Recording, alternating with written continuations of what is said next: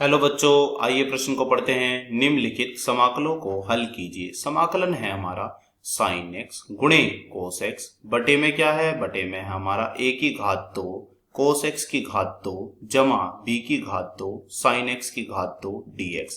सबसे पहले हमें इस प्रश्न की मुख्य अवधारणा को समझना होगा, तो चलिए चलते हैं। प्रश्न की मुख्य अवधारणा को समझने के लिए हम जानते हैं, यदि हमसे 1/x का समाकलन का सूत्र पूछा जाए तो यह कितना आता है। यह सूत्र आता है log आधारी x जमा c। तो हम यहाँ क्या करेंगे, इस सूत्र का प्रयोग करेंगे। हम यहाँ पर एक सूत्र का और प्रयोग करेंगे।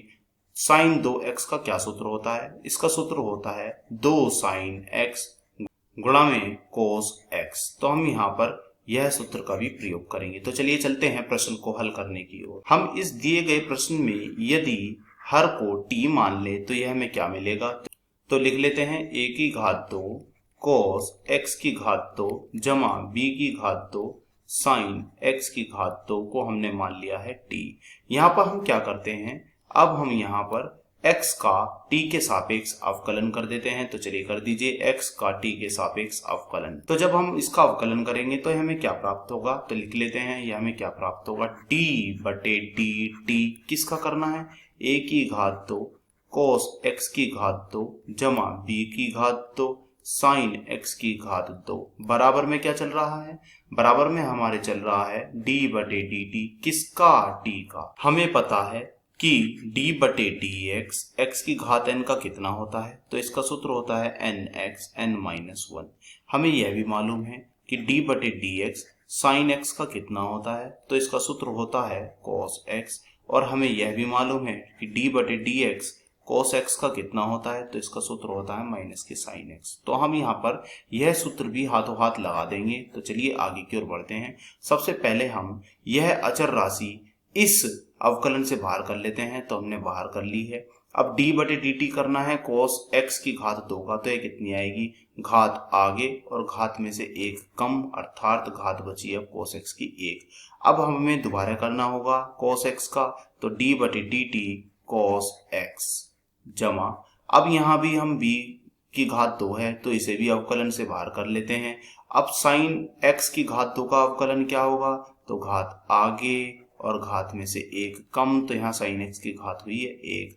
अब हमें क्या करना होगा, साइन x का पुनः करना होगा। तो लिखेंगे d बटे dt किसका, साइन x का। बराबर में क्या चल रहा है, बराबर में चल रहा है हमारे t की घात यहाँ है 1, तो घात आगे और घात में से एक कम, यानी कि 1-1। अब हम बढ़ते हैं आगे की ओर। तो ध्यान दे, यह है हमारा 2a की घात 2 कोस x, और फिर हम जानते हैं cos x का क्या होता है, cos x का होता है हमारा अवकलन माइनस के साइन x।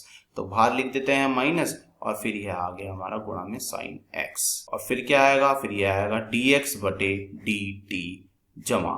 अब हम यहाँ क्या करेंगे, लिख देते हैं 2b की घात 2, फिर क्या है साइन x, और हम देख रहे हैं साइन x का कितना होता है, साइन x का होता है cos x। तो लिख देते हैं गुणा में cos x, और फिर कितना आएगा, फिर यह आएगा हमारा dx बटे dt, और उधर क्या आएगा, एक में से एक जाके बचेगी घात 0, किसी की घात 0 तो उसका मान होता है 1। हम यहाँ से क्या करते हैं, 2 यहाँ भी है और यहाँ भी है, साइन x यहाँ भी है और यहाँ भी है, cos x यहाँ भी है और यहाँ भी है, और dx बटे dt यहाँ भी है और यहाँ भी है। अब हम इन्हें कॉमन ले लेते हैं, अर्थात अब हम इन्हें उभयनिष्ठ ले लेते हैं। तो यह क्या मिलेगा, 2, फिर लिया हमने cos x, फिर लिया हमने sin x, और फिर लिया हमने dx बटे dt। इन सबको हमने उभयनिष्ठ ले लिया।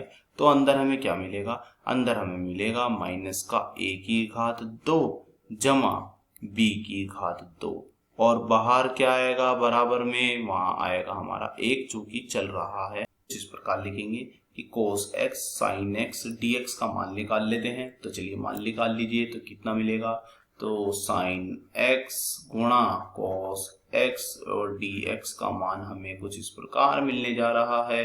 तो यह आएगा dt बटे माइनस में a की घात 2 जमा b की घात 2, और साथ में क्या आएगा 2।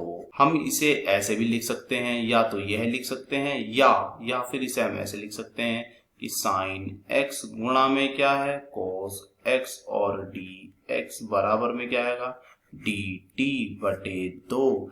हम यहाँ पर पहले तो इस धनात्मक चिन्ह को लिख लेते हैं, फिर इस ऋणात्मक वाले को लिख लेते हैं। तो क्या मिलेगा, b की घात 2 माइनस a की घात 2। तो यह भी लिखना सही। तो एक बार हम अपने प्रश्न में देख लेते हैं, हमारे प्रश्न में क्या था। हमारे प्रश्न में यहाँ पर लिखा हुआ था sin x गुणा में cos x और dx। अब हम इन दोनों के स्थान पर क्या लिख देते हैं, जो हमने अभी बनाया है, क्या कि dt बटे 2 b की घात 2 माइनस a की घात 2। तो चलिए लिख दीजिए। तो यह क्या मिलेगा, पहले लिखेंगे समाकलन और फिर आएगा dt, और यह जो हमें दिख रहा है नीचे वाला हर में लिखा हुआ सारा पार्ट, ये सब पूरा पार्ट ये आ जाएगा हमारा बाहर। तो लिख देते हैं इसे बाहर 2 b की घात 2 माइनस a की घात 2 बटे, और नीचे क्या आएगा, नीचे देख लीजिए हमने यहाँ पर t माना हुआ है, इसको हमने नीचे वाले को t माना हुआ है, जो कि यह रहा माना हुआ हमारा भाग।